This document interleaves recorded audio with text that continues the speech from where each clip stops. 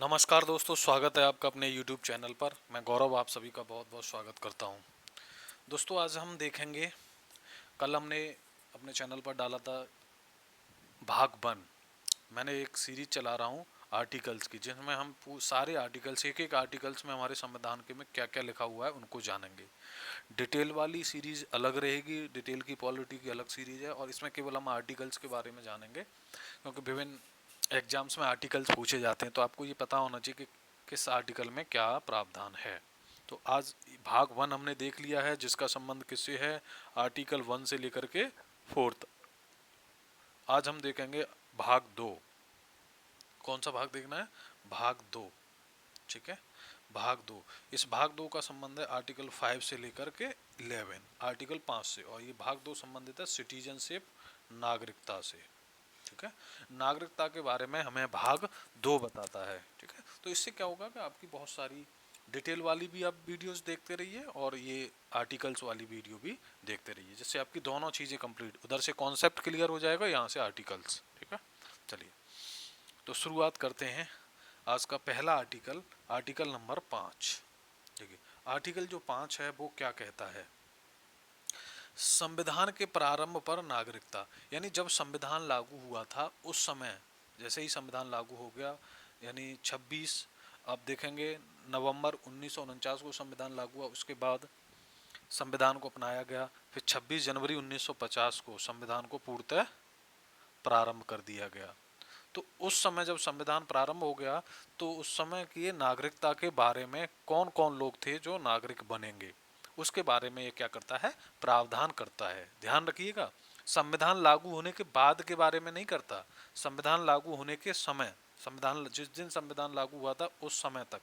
ठीक है, कौन कौन लोग होंगे जो भारत के नागरिक होंगे, उसके बारे में ये प्रावधान करता है। तो देखिए क्या बताता है, जो भारत के राज्य क्षेत्र में हो, इस संविधान के प्रारंभ होने पर वह व्यक्ति जो इसका भारत के राज्य क्षेत्र में अधिवास है, जो व्यक्ति भारत के राज्य क्षेत्र में अधिवास कर रहा है, मतलब रह रहा है, और जो भारत के क्षेत्र में ही जन्मा था, तो वो व्यक्ति भारत का नागरिक हो जाएगा।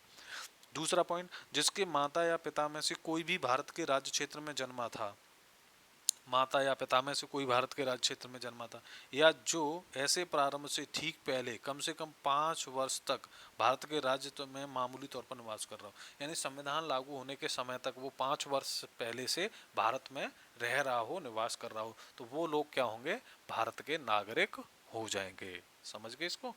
तो आर्टिकल जो 5 है, आपको पता होना चाहिए किन के बारे में प्रावधान करता है, संविधान के प्रारंभ होने के समय नागरिकता, वो लोगों पूछ सकता है। ठीक है, एग्जाम में आर्टिकल्स को पूछ लेता है, तो ये पता होना चाहिए। जो हम ज़्यादा डिटेल में नहीं पढ़ेंगे, ठीक है, केवल आर्टिकल्स को हमें देखना है। आर्टिकल 6 क्या कहता है, पाकिस्तान से भारत को प्रव्रजन करने वाले कुछ व्यक्तियों की नागरिकता। यानी जो लोग पाकिस्तान से माइग्रेट किए थे भारत के लिए, ठीक है, तो उन लोगों की नागरिकता के बारे में क्या करता है, ये आर्टिकल 6 बताता है हमें। ठीक है, तो इसमें क्या है, अनुच्छेद 5, किसी बात के होते हुए भी कोई व्यक्ति जिसने ऐसे राज्य क्षेत्रों से जो इस समय पाकिस्तान के अंतर्गत हैं, क्योंकि उस समय संविधान लागू हो गया था, ठीक है, भारत के राज्य क्षेत्र को प्रव्रजन को किया है, संविधान के प्रारंभ होने पर भारत के नागरिक समझे जाएंगे। कैसे?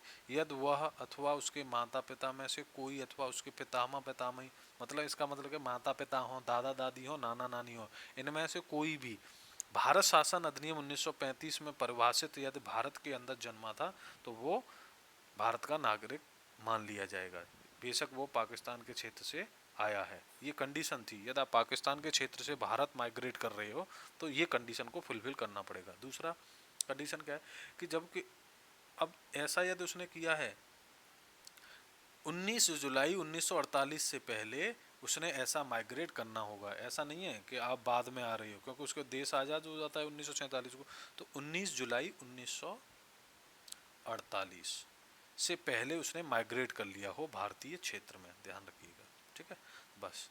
तो इतना ही समझेंगे इसमें। अब समझते हैं हम आर्टिकल नंबर 7।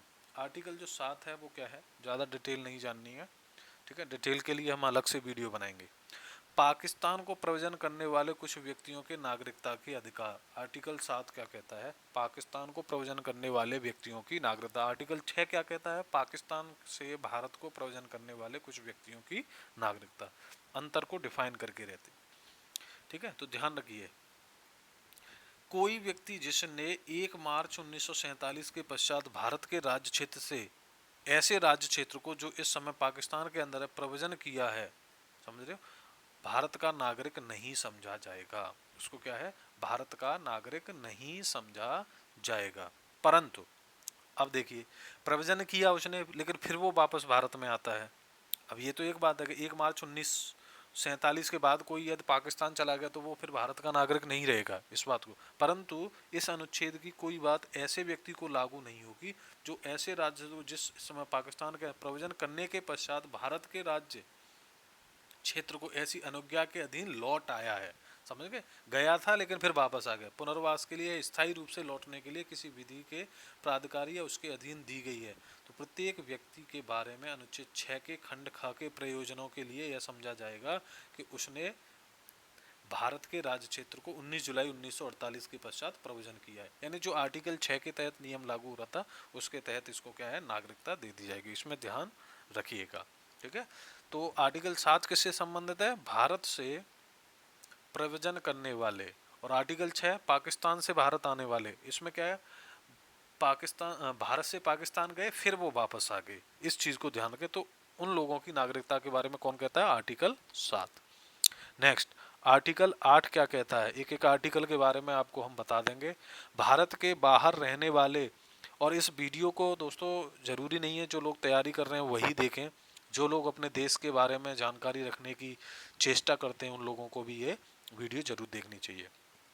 भारत के में रहने वाले भारतीय उद्भव के कुछ व्यक्तियों की नागरिकता, यानी जो भारतीय मूल के व्यक्ति हैं और वो भारत के बाहर किसी क्षेत्र में रह रहे हैं, ठीक है, तो उनकी नागरिकता के बारे में आर्टिकल 8 बात करता है। क्वेश्चन पूछ लेगा, एग्जाम में पूछ लेगा तो कि बताइए भारतीय मूल के व्यक्तियों की नागरिकता के बारे में संविधान का कौन सा आर्टिकल बात करता है? तो वो आर्टिकल 8 बात करता है। ध्यान रखिएगा इस बात को, ठीक है, इस चीज को।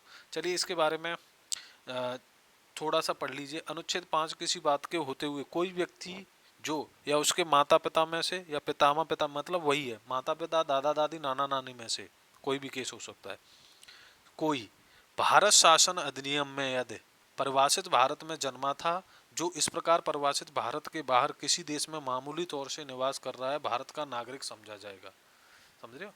तो भारत शासन अधिनियम 1935 में परिभाषित भारत में जन्मा है, और जो इस प्रकार परिभाषित भारत के बाहर किसी देश में मामूली तौर पर निवास कर रहा, भारतीय मूल का है, वो जॉब वगैरह कर रहा है भारत, तो ये थोड़ी नहीं कि उसकी नागरिकता खत्म, तो वो भारत का, यदि वह नागरिकता प्राप्ति के लिए भारत के डोमिनियन सरकार द्वारा या उसके बेहतर प्रारूप में रीति से अपने द्वारा उस देश में जहां वो तत्समय निवास कर रहा है, भारत के राजनयिक, ये जो राजदूत होते, कॉन्सुलेट, इंडियन कॉन्सुलेट में क्या करेगा?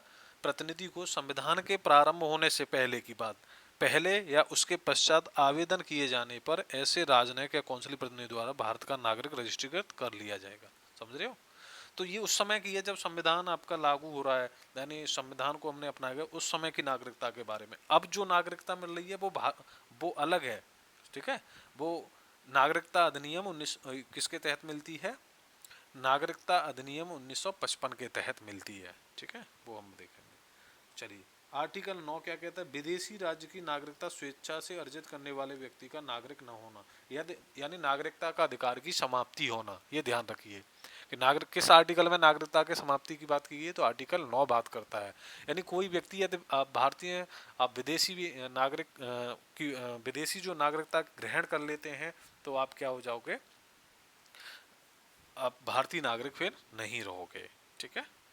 तो संविधान लागू होने के समय कितनी 4 श्रेणियां हो गई? आर्टिकल 5, आर्टिकल 6, आर्टिकल 7 और आर्टिकल 8 में क्या है? 4 तरह के लोगों की नागरिकता के बारे में। एक तो क्या है? संविधान के प्रारंभ होने के जो भारत के राज्य क्षेत्र में ही जन्मे थे, उनके माता पिता में से कोई भारत में जन्मा था, ठीक है, या ठीक पहले संविधान लागू होने से ठीक पहले वो 5 वर्ष से भारत में रह रहे थे, उनकी नागरिकता के बारे में 5 बात करता है। आर्टिकल 6 किसके में?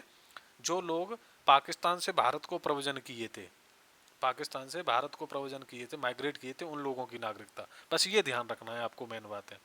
आर्टिकल 7 किसके बारे में बात करता है?